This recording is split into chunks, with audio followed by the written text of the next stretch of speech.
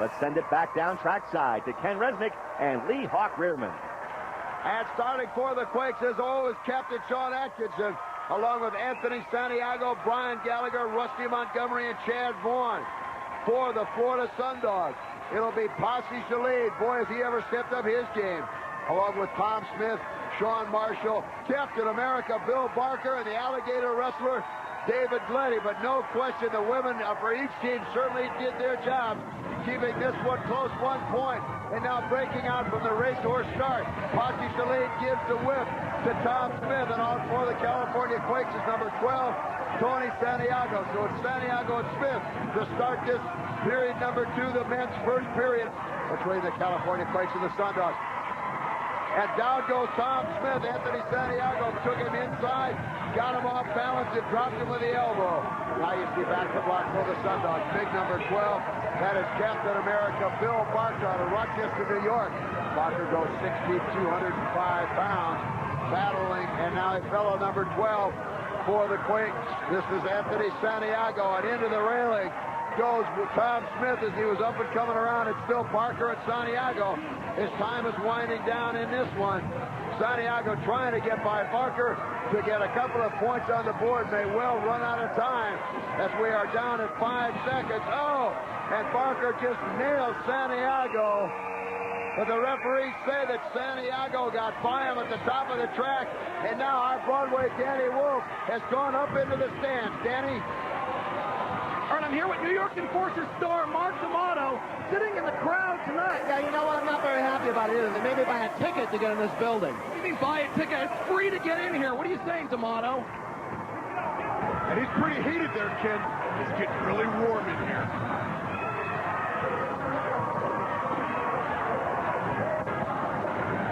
And now it's Mark Duray out jamming along with Jonathan Russell, number 11, for the Florida Sundogs. And down goes Murray for the California Quakes. Russell coming around all on his own now. A good job, Jonathan Russell out of Edgewater, Florida. And now he comes up on big Rusty Montgomery. Montgomery certainly the larger of the two. Montgomery, oh, he set him up for the skyscraper. Sean Atkinson with a skyscraper out of nowhere and almost takes off the head of Jonathan Russell. And I tell you what, Sean Atkinson, you heard Jamie Conrad earlier talking about how Sean Atkinson has the team running. Well, he has definitely set an example by his own performance here. He might have gotten himself in pretty good shape there, Ken.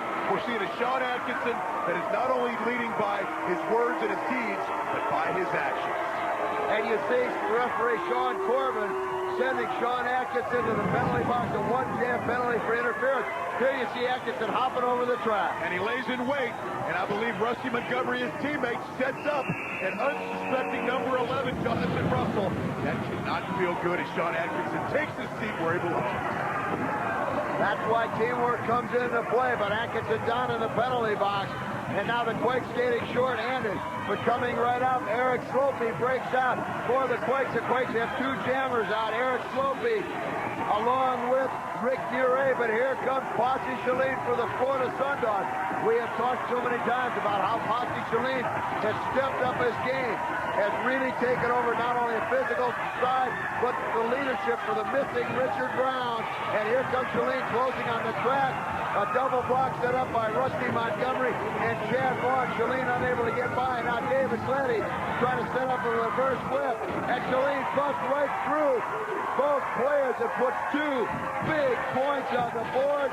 Posse Shalid, we have talked about it and talked about it, and he cuts off the jam.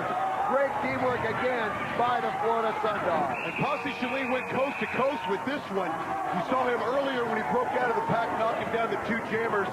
As Mark D'Amato shows his disapproval for everybody. But right here at the end of the play, you see Chad Vaughn, Rusty Montgomery, and then you see the little Pulp Fiction instance that Posse Shalid and Suzanne Shalid do. We're seeing a lot of emotional, I'd say, volatility coming out of the Shalids, who have not shown much all season until the last couple of weeks, Ken. Well, right now the Sundogs are leading this one by a score of 7-4, and certainly the California Quakes have got to be very upset about that.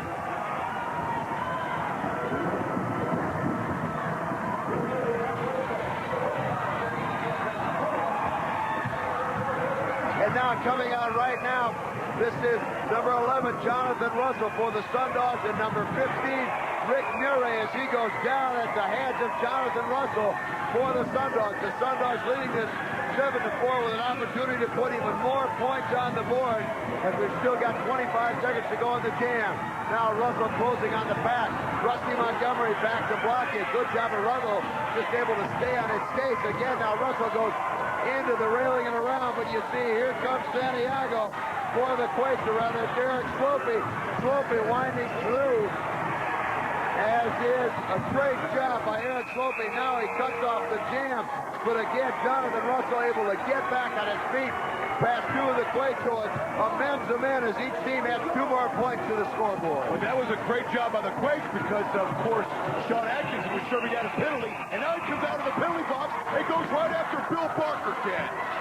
Bill Barker, Captain America, and Sean Atkinson, the 2 referees trying to separate them. These are the 2 leaders, physical players of their team. Sean Atkinson, of course, will take on anybody, anytime, anywhere. And I think really hot-goaded Bill Barker into this one. And we saw without Mark D'Amato here in the mega match as the leader of the pack, we might not see some of this stuff. But you got Bill Barker and Sean Atkinson going at it tooth and nail as the crowd either approves or disapproves. They're pumped either way. Well, Bill Barker has said the Florida Sundogs are going to try and skate this one as clean as they can, but they are not about to back down from anyone, and that has certainly been the case as the Sundogs are taking this physical play right to Sean Atkinson and the California Quakes. Danny? All right, Bill Barker, penalty for you there. You guys are up by 3 play. You ripped your shirt. Well, I didn't rip my shirt, but if that's the way they want to play, I'm not going to back down. That's not the way I play. But, you know, I'm not going to back down at the same time. So that's the way it's going to be. And we're underway with 2 of the Sundogs out, Jonathan Russell and Tom Smith, and they're being pursued, it looks like, by Anthony Santiago as they come around the corner, but the Florida Sundogs with 2 lead jammers out. Now Russell drops back to try and cancel out Anthony Santiago, sends him into the rail. Once again, it's the 2 Sundog jammers out. Now you see Captain America, no, I beg your pardon, that's Marshall for the Sundogs, dropping back to block. Gives a shove to Atkinson. Marshall looks like trying to set up a double whip. Does one, and now he returns the favor, does the other. Marshall a little slow on the trigger, but nonetheless, you see Tom Smith and Russell go by and pick up 2 more points for their teams. 11-6, the Florida Sundogs. What a great first half by Florida. We'll be back with halftime. Time, and what a game we have had. The Florida Sundogs leading the California Quakes 11-6. Somewhat of a surprise, but the Sundogs, I think, getting some strength from their home crowd and leading the Quakes by 5. Really a good performance by the Sundogs in the first half. A little bit surprising, maybe. The Quakes, one of the all-time best teams in the World Skating League, and certainly probably favored to win this game, but down by 5 right now. A lot of action, though, in the first half. The Sundogs and the Quakes got right after it on the women's side. Stacy Blitch of the Quakes, Denise Loden of the Sundogs, pulling each other's hair, tussling, screaming and yelling and fighting on the track. I don't know which team that favored, but Stacy Blitch sure had a handful of hair there. Now on the track, flying through the air, Sean Atkinson takes a man down, and I'll tell you what, there's somebody that wishes he had never heard about the Ack attack. But the Sundogs came back. David Gleddy gives the big whip to Posse Shalene, and he smacks his way through the double block on his way to scoring points. Well, that's nothing new for Posse Shalene, one of the strongest skaters in the World Skating League. He is built like a ton of granite. Posse Shalene can get through a double block just about any time he wants to. He did it there, and he has helped the Sundogs to this 11-6 lead. So, who will come through in the second half? Will it be the Sundogs, or will it be the Bod Squad and Sean Atkinson of the California Quakes? If the Sundogs have anything to say about it, they'll certainly hold on to this lead. They lead it by 5, 11-6, and Broadway Danny Wolf is standing by at trackside with one of the Sundogs now. He's with Gina Lombardo.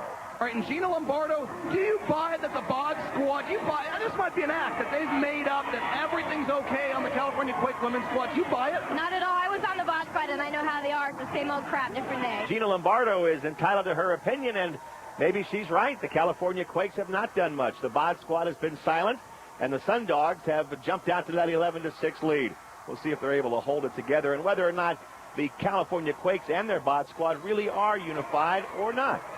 So far, they haven't played very well in this game. Now, as for the Sundogs, they are the type of people that you'd want to meet off the track as well as you like to watch them on the track. Sure, they're skating and playing well in this game and leading this game by 5 points, but that's not what is the most important thing. Let's take a look and see what really is important to the Sundogs. Helping mold wide-eyed kids into caring adults and good citizens is what the Florida Sundogs are all about. The whole Sundog team turns out for special events like this assembly at an Orlando grade school, and that's why the Sundogs are so beloved across the state of Florida. These kids give us our inspiration to skate great for Florida. The Sundogs campaign to think globally and act locally knows no bounds. Captain Bill Barker sets the tone with his work as a volunteer fireman. Suzanne Shalene teaches kids how to skate safe and smart, and Lindsey Francis takes time out to read children's stories to neighborhood kids. Part of being a Florida Sundog is being a good role model and doing great things for the community. But the Sundogs, like all great teams, do their best work together. You know, so often the news we hear about athletes off of the field, or in this case off the track, is not good news. But in the case of the Florida Sundogs, they really have made a contribution to the community in Orlando. They're out in the schools. They're out trying to do things in a positive way, and I think it's great to see, and also great to see all of the teammates involved in it.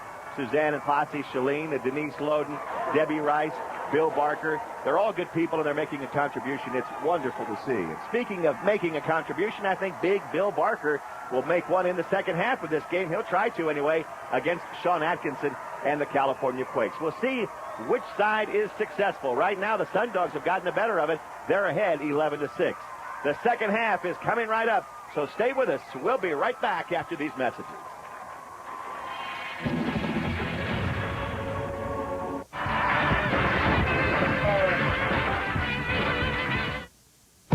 AXN Creature Feature. This February, terror will